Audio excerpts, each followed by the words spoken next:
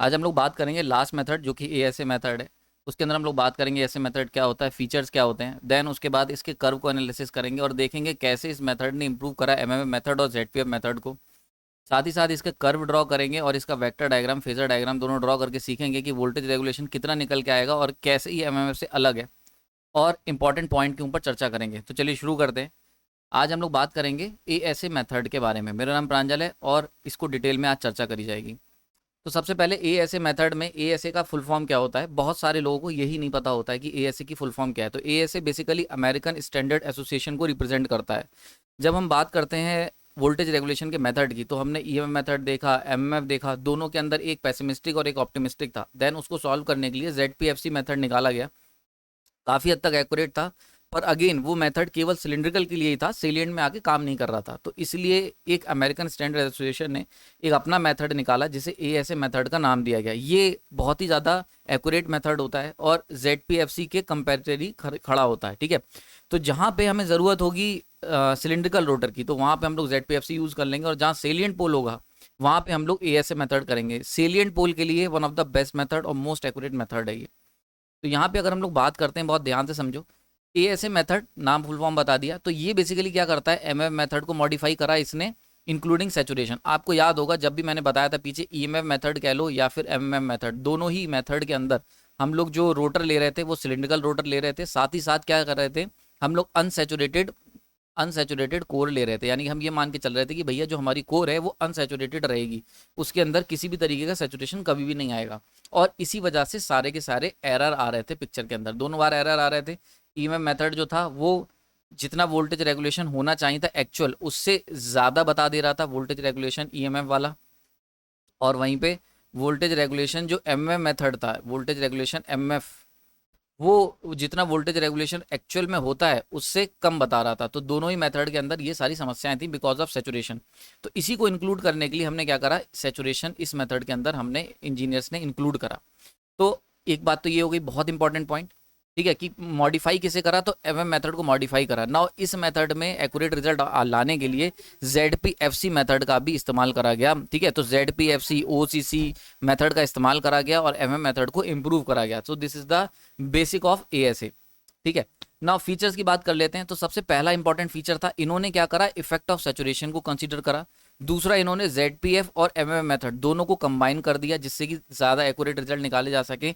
And तीसरा बड़ा important point कि इनके रिजल्ट बहुत अच्छे थे दोनों के लिए, for both cylindrical as well as salient pole machines के लिए। ये मैंने अभी पीछे बताया, अभी थोड़ी देर पहले आपको बताया कि जो जितने भी वोल्टेज रेगुलेशन के मेथड थे वो सब के सब सिलिंड्रिकल के लिए बहुत अच्छे आ रहे थे रिजल्ट। ठीक है, यानी जो भी मेथड था वो बेसिकली सिलिंड्रिकल रोटर के लिए बनाए गए थे। लेकिन एएसए मेथड ने क्या करा, सेलिएंट पोल पे काम करा, क्योंकि सेलिएंट पोल अल्टरनेटर भी बहुत ज़्यादा डिमांड में रहते हैं। तो ASA method one of the most accurate method है फॉर सिलिंड पोल मशीन। इस पर डायरेक्ट क्वेश्चन आ सकता है, बहुत सारे क्वेश्चन ऐसे आ जाते हैं कि एएसए मेथड किसके लिए, मतलब सिलिंड पोल के लिए कौन सा मेथड एक्यूरेट रिजल्ट देगा। तो वहाँ पे जेडपीएफसी लिखा होगा, ईएमएफ लिखा होगा, एमएफ लिखा होगा, एएसए लिखा होगा, तो एएसए पे टिक मार देना। ठीक है, वहीं पे अगर लिखा हुआ है कि सिलिंड्रिकल के लिए कौन ज़्यादा एक्यूरेट रिजल्ट देगा, सेम ऑप्शन, तो आंसर होगा जेडपीएफ मेथड। ध्यान रखना, बहुत इंपॉर्टेंट पॉइंट है, आगे एक बार कवर करूंगा। जेडपीएफ मेथड मोस्ट एक्यूरेट मेथड है for cylindrical rotor and ASA method most accurate method है फॉर सेलिएंट पोल। ठीक है, क्लियर हो गया, ये चीज़ ध्यान रखना। नेक्स्ट, नाउ अब देखते हैं कि क्या चेंज लाए भाई एएसए मेथड ने, ऐसा क्या करा। तो इसको बड़े ध्यान से समझना। अगर हम बात करते हैं, हमने जेडपीएफ कर बनाया, तो जेडपीएफ कर बनाते थे, ये हमारा निकल के आता था पोर्टियर ट्रायंगल, याद होगा, ये होगा पोर्टियर ट्रायंगल। नाउ ये होती थी air gap line and this one is the line parallel to the air gap line. ये हम बनाते थे, तभी तो ये वाला एक ट्रायंगल निकल के आता था, पोर्टियर ट्रायंगल। और इसको जब हम लोग इस तरीके से ट्रेस करते थे यहाँ पे, ठीक है, याद आ रहा है, पीछे हमने सीखा था, तो वहां पे हमें क्या मिलता था, ये जेडपीएफ कर्व मिल जाता था। ये सारी चीजें क्लियर थी। तो अब तक क्या हुआ, जितना भी हमने, अगर एमएम मेथड की बात करें, एमएमएफ मेथड की, तो एमएम मेथड के अंदर टर्मिनल वोल्टेज जिस पे मिल रहा था वो पॉइंट अगर हम देखें, तो वहां से लेके saturation point air gap line तक का जो डिस्टेंस था, इसको हमने एफ आर डैश कहा था। एंड ये क्या था, ये वो रेजिडुअल कह रहा हूँ, ये वो एमएमएफ था जिसको हम लोग, जो कि ओवरकम कर रहा था, जो कि बना रहा था टर्मिनल वोल्टेज को। ठीक है, तो एमएफ, जितना एमएफ जरूरत पड़ रही थी टर्मिनल वोल्टेज बनाने के लिए, उसको हमने एफ आर डैश कहा था। देन उसके बाद हमने देखा था शॉर्ट सर्किट कंडीशन में जो एमएफ की जरूरत पड़ रही थी, उसको हमने एफएससी लिखा था।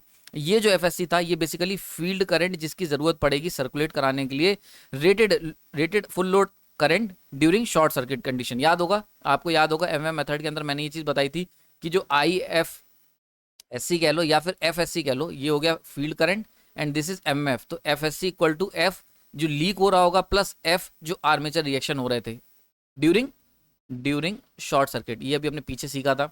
तो शॉर्ट सर्किट के टाइम पे जो लीकेज हो रहा होगा प्लस जो आर्मेचर रिएक्शन हो रहा था, इन दोनों को ओवरकम करने के लिए जो नेट MF की जरूरत पड़ेगी FSC, वो ये हो गया।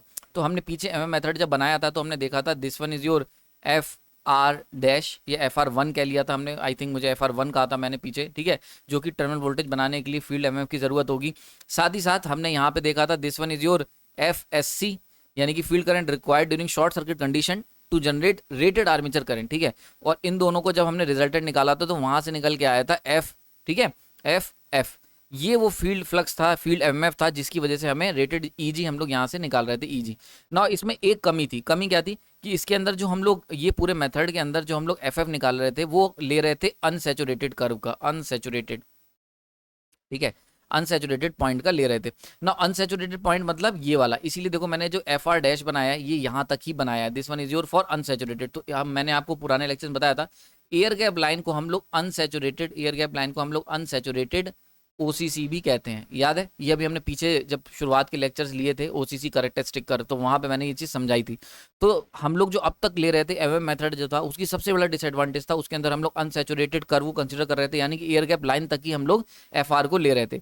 तो यहाँ पे जो रिजल्टेंट निकल के आ रहा था FR डैश एंड FSC का, वो कम निकल के आ रहा था। ये FF जो निकल के आ रहा था इसकी वैल्यू कम निकल के आ रही थी, क्यों? क्योंकि केवल इतना ही कंसिडर करा ये सैचुरेशन वाला पार्ट, क्योंकि एक्चुअल कर तो this one is your actual कर, ये तो हमने छोड़ ही दिया। तो क्योंकि सैचुरेशन हम लोग कंसिडर नहीं कर रहे थे, इसीलिए ये सारी वैल्यू कम निकल के आ रही थी, स्पेशली FR1 की वैल्यू कम निकल के आ रही थी, जिसकी वजह से FF की वैल्यू कम निकल के आ रही थी। और अगर FF कम होगा तो इससे बनने वाला EG जो था वो एक्चुअल से कम होगा, और EG क्योंकि एक्चुअल से कम होगा तो वोल्टेज रेगुलेशन क्या मिलेगा, वोल्टेज रेगुलेशन जो हमें MM मेथड में मिलेगा वो कम मिलेगा compare to the voltage regulation actual. इसीलिए जो MM मेथड था उसे पेसिमिस्टिक मेथड कहा गया था, क्योंकि उसके अंदर एरर आ रहा था। एरर क्या था कि उसके अंदर जो मिलने वाला वोल्टेज रेगुलेशन था वो एक्चुअल वैल्यू से कम मिल रहा था। ये सारी चीजें हमने कंसिडर करनी थी ना। इस प्रॉब्लम को सॉल्व करने के लिए ASA मेथड ने क्या करा कि भाई हम ये जो हमने FR लिया ये तो यहाँ तक ले लिया, अब हम क्या करना था, हमें सैचुरेशन के लिए हमें सैचुरेशन भी कंसिडर करना था ना। सैचुरेशन कंसिडर करने के लिए हमने extra MF this F1 dash F dash इसको कंसिडर कर लिया। तो ये F डैश हमने जो कंसिडर करा तो हमने माना कि भाई हम जानते हैं this one is your EG, ये होता है नेट जनरेटेड वोल्टेज।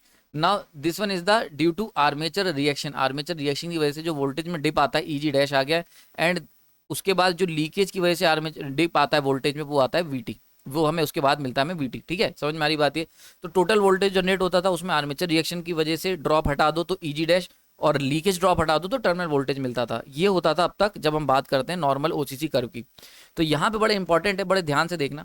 इसके अंदर हमने क्या करा, हमने कहा कि भाई जो हम EG डैश लेते हैं, यानी कि EG डैश ये सैचुरेटेड एयर गैप लाइन क्या है, this one is your unsaturated OCC, and OCC ये क्या है, this is your saturated curve, ये तुम्हारा क्या है, एक सैचुरेटेड और प्रैक्टिकल कर्व है।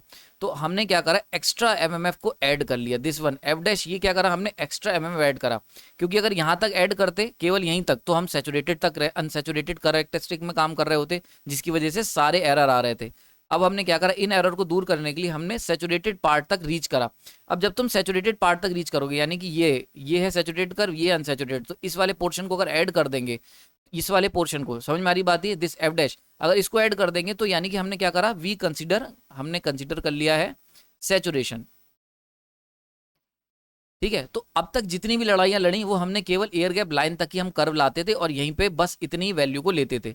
लेकिन ASA ने क्या करा, ASA मेथड ने एक्यूरेसी लाने के लिए इस सैचुरेटेड कर्व तक की डिस्टेंस को कवर करा, और सैचुरेटेड डिस्टेंस क्या हुई, F डैश हो गई, यानी कि एक्स्ट्रा MF। यानी कि अगर हम बात करें अनसैचुरेटेड के लिए अगर MF की जरूरत पड़ रही थी FF, तो इसके अंदर क्या होगा FF प्लस FR डैश। ना ये जो एक्स्ट्रा हमने MF जोड़ा ये इन ऑर्डर टू कंसिडर, ये कंसिडर करने के लिए सैचुरेशन इफेक्ट, सैचुरेशन के इफेक्ट को कंसिडर करने के लिए हमने जो नेट MF था उसके अंदर FR डैश और एक्स्ट्रा ऐड कर दिया, ठीक है, बात समझ में आ रही। इसको यहाँ से बहुत अच्छे समझ लेते हैं। तो हमने क्या करा, जो एक्स्ट्रा F डैश जोड़ दिया, इससे क्या हुआ, तो जो MM मेथड हम बनाते थे MM मेथड में, तो this one is your FR dash होता था हमारे पास, एंड यहाँ पे आता था FSC, and this one is your F, ठीक है, ये होता था रिजल्टेंट इन दोनों का। ठीक है, क्लियर हो गया, ये आपको याद होगा, इतना हम जानते थे ना। अब हमने क्या करा, ये होता था ये, this is for unsaturated machine. लेकिन अब प्रैक्टिकल यानी कि एक्यूरेसी लाने के लिए, इसी वजह से एरर आता था, तो एक्यूरेसी लाने के लिए हमने क्या करा, एक्यूरेसी लाने के लिए हमने दिस एफ एफ डैश को भी ऐड कर दिया। तो इसको यहाँ पे ऐड कर दिया गया एफ डैश, देख सकते हो यहाँ पे, क्लियर हो रहा है यहाँ पे। तो ये जो पिंक कलर की लाइन देख रहे हो, this one is your extra. तो ये हमने क्या करा यहाँ तक का, तो ये अगर इतना केवल कंसिडर करूं तो this is your MF method का कर्व, ये एमएफ मेथड का फेजर है। ठीक है, लेकिन हमने क्या करा, इसमें एक्यूरेसी ऐड करने के लिए तो एमएफ के अंदर हमने इस एफ डैश को ऐड कर दिया। Now this F dash is basically the effect of saturation. तो ये जो एफ डैश एक्स्ट्रा ऐड करा, इसकी वजह से क्या हुआ कि जो रिजल्टेंट फ्लक्स आया वो अब एफ एफ आ गया। समझ में आ रही बात है। तो एमएफ मेथड के अंदर अगर हम बात करें तो वहां पे हमारा आता था एफ, और एएसए मेथड के अंदर हम क्या लिया है, एफ एफ। ठीक है, जो कितना था, जो था तुम्हारा एफ प्लस एफ डैश। समझ में आ रही बात है। So this is the important change. हमने क्या करा, एमएफ से जब एएसए में गए तो हमने दिस एक्स्ट्रा एफ डैश को ऐड कर लिया in order to include saturation. बहुत एक एक शब्द बड़ा कीमती है, एक एक शब्द के ऊपर क्वेश्चन मिल जाएगा, एक एक शब्द जो मैं बोल रहा हूँ इसके ऊपर आपको वाइवा में, इंटरव्यू में अटकाया जा सकता है, तो इसको बहुत ध्यान से समझना। तो जो भी हमने फील्ड फ्लक्स, जो resultant field flux F F निकल के आया, जिससे हम लोग ईजी निकालेंगे, उसके अंदर हमने उसके अंदर एक्यूरेसी को ऐड करने के लिए हमने एक्स्ट्रा एमएमएफ को ऐड कर लिया, ताकि हम सैचुरेशन के इफेक्ट को भी इंक्लूड कर सकें। अब एक बार हमने जब इस एफ डैश को इंक्लूड कर लिया तो हमने सैचुरेशन का इफेक्ट इंक्लूड कर लिया। तो अब जो वैल्यू निकल के आएगी, यानी कि एफ से वैल्यू जो निकल के आ रही थी वो ईजी निकल के आ रही थी, जो कि कम थी ईजी एक्चुअल से। लेकिन एएसए मेथड के अंदर जो एफ एफ से जो ईजी की वैल्यू निकल के आएगी, ठीक है, एएसए की, वो लगभग क्लोज टू होगी ईजी एक्चुअल के। समझ में आ रही बात है। So that is the important change. तो इससे क्या हुआ, हमने एमएफ को मॉडिफाई करके एएसए में जब कन्वर्ट करा, तो एक अंतर जो सबसे बड़ा था, हमने एक एक्स्ट्रा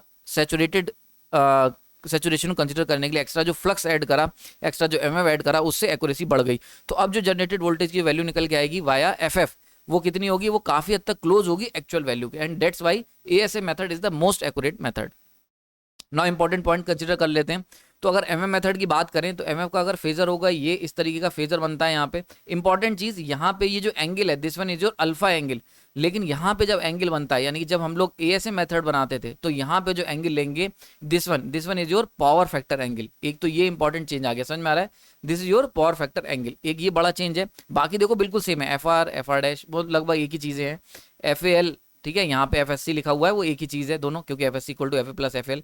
सबसे इंपॉर्टेंट चेंज क्या है, यहाँ पे हमने जो एफ लिया हुआ है, दिस फॉर अनसेचुरेटेड, ठीक है। एंड यहाँ पे जो हमने ये लिया है F plus F dash, this F dash is for saturation को कंसिडर करने के लिए। तो जो एफ ये निकल के आएगा, दिस ये हम कह सकते हैं this is for saturated machines. अब सारी मशीन ही सैचुरेटेड होती हैं, तो इसीलिए हम कह सकते हैं एएसए मेथड जो है ये काफी हद तक प्रैक्टिकल प्लस एक्यूरेट मेथड है। और इसके अंदर क्या आ रहा है, इसके अंदर आ रहा था एरर बिकॉज ऑफ सैचुरेशन, हमने क्योंकि कंसीडर नहीं करा था। So that is the main difference, ठीक है। तो यहाँ पे देखो एमएफ मेथड में नॉट कंसीडर सैचुरेशन, देखो यहाँ पे कोई भी सैचुरेशन कंसीडर नहीं करा गया है, जबकि यहाँ पे हमने सैचुरेशन कंसीडर करा in form of F dash. Clear हो गया यहाँ पे, इतनी चीज समझ में आ गई।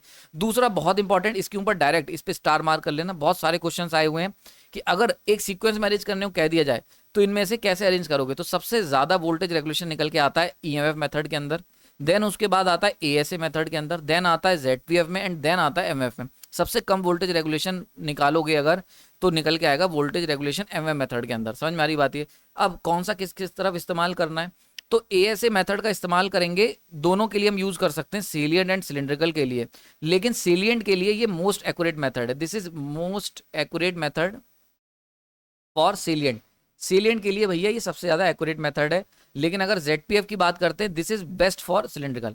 तो अगर तुमसे ये इनको सीक्वेंस में लगाने को पूछा जाए तो आप इस तरीके से सीक्वेंस में लगाएंगे। अगर ये पूछ लिया जाए कि भैया इसमें से सिलिंड्रिकल के लिए कौन सा यूज करेंगे, तो ZPF की तरफ प्रेफर करोगे। आज भी हम ZPF मेथड जाते हैं, वोल्टेज रेगुलेशन का ZPF method for cylindrical rotor के लिए। और अगर कोई कहता है कि भाई सेलिएंट में कौन सा यूज करोगे, तो सेलिएंट में हम यूज करते हैं एएसए मेथड का। ठीक है, क्लियर हो गया यहाँ पे। तो यहाँ पे इस चीज को कंक्लूड कर लेते हैं। आई होप आपको लेक्चर पसंद आया होगा। साथ ही साथ बहुत सारे लोगों की डिमांड आ रही थी कि सर आप अपने नोट्स प्रोवाइड कर दिए, पीडीएफ नोट्स। तो उसके लिए मैंने मेंबरशिप का ऑप्शन, ज्वाइन करने का ऑप्शन खोल दिया है। उसके अंदर बहुत सारी चीज़ें मैं डिलीवर करूंगा। इंपॉर्टेंट क्वेश्चंस हो गए, आपके प्रीवियस ईयर के क्वेश्चंस, एमसीक्यूज हो गए, साथ ही साथ जो भी लेक्चर्स मैंने कवर किए हैं या आने वाले समय में कवर करूंगा, उसके पीडीएफ नोट्स वहाँ पे मैं आपको डिलीवर करता रहूंगा टाइम टू टाइम। साथ ही साथ उसके अंदर अगर आप मेरे से जुड़ते हो तो वहाँ पे हम लोग लाइव सेशंस भी मंथली 1-2 बार ले सकते हैं, तो वहाँ पे वो डिस्कशन भी 1-to-1 हो सकता है। तो मेरा ये कहना है बहुत ही कम कॉस्ट रखी है, 60 रुपीज़ है, बहुत ही कम है, जो कि आप मंथ में इजीली पे कर सकते हो। स्टूडेंट को ध्यान रखते हुए मैंने कंसिडर करी है, क्योंकि जब मैं प्रीवियस ईयर क्वेश्चन की तैयारी कर रहा हूँ तो वो एक एक्स्ट्रा एफर्ट मांगता है, और मैंने इतना अच्छा कंटेंट आपको प्रीवियसली दिया हुआ है, तो ये आप अफोर्ड कर सकते हो। तो जो लोग प्रीवियसली जो लोग एमसीक्यूज ट्राई करना चाहते हैं, क्योंकि मैंने वहाँ पे इन डेप्थ सॉल्यूशन दिया हुआ है और एक्स्ट्रा एफर्ट डाल रहा हूँ, इसलिए मुझे नहीं लगता कि उसमें मैंने बहुत ज़्यादा उसकी कुछ कॉस्ट रखी है। हर स्टूडेंट उसे अफोर्ड कर सकता है, इसलिए मैंने बस इतनी ही कॉस्ट रखी है। 60 रुपीज़ बहुत कम कॉस्ट है आप लोगों के लिए। जो कंटेंट मैं दूंगा वहाँ पे प्रीवियस ईयर के क्वेश्चंस को डिटेल एक्सप्लेनेशन के साथ वहाँ पे समझाऊंगा, तो उसको ज्वाइन कर सकते हो। मुझे भी अच्छा लगेगा, क्योंकि अगर मेंबरशिप ज़्यादा है तो इसका मतलब मेरे पास सीरियस फॉलोअर्स हैं। तो अगर बाकी जैसा आपका रिस्पॉन्स है आप कमेंट सेक्शन में बता सकते हैं। आपने अपना कीमती समय दिया उसके लिए बहुत बहुत धन्यवाद। साथ ही साथ एक चीज़ और बता दूं, मैं जो भी ये वीडियोस चल रहे हैं इसमें जो लेक्चर वाला पार्ट रहेगा ये हमेशा फ्री रखूंगा, ताकि भाई किसी को ऐसा ना लगे कि एजुकेशन हमेशा कोशिश करूंगा कि मैं फ्री रख सकूं जब तक कि कोई इकोनॉमिकल क्राइसिस नहीं आती मेरे पास। तो ये जो भी लेक्चर्स हैं, जो भी वीडियो लेक्चर्स आप देख रहे हो, यानी कि थ्योरेटिकल पार्ट के, ये सब के सब हमेशा के लिए फ्री रहेंगे। तो आप इसको जोड़ देख सकते हो और हमेशा ही देख पाओगे। क्लियर हो रहा है यहाँ पे ना? जाते जाते दो इंपॉर्टेंट लेक्चर जो मैं आपको सजेस्ट करूंगा, एक है पोर्टियर triangle, one of the best lecture है, इसको देखना कैसे हम लोग बनाते हैं। साथ ही साथ वोल्टेज रेगुलेशन सिंक्रोनस मशीन में कैसे होता है और किस तरीके क्या मतलब होता है, इसको हमने डिटेल में चर्चा करी है। तो इन दो लेक्चर को देखें, और आपने अपना कीमती समय दिया उसके लिए अगेन थैंक यू।